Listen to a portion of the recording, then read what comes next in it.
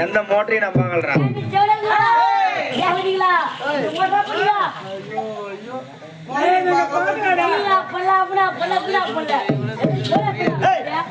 ஐயா motor by motor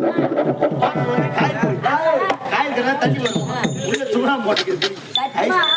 நான் ஒரு கலர் பொடி போட்டாலே புரிய மாட்டேங்குது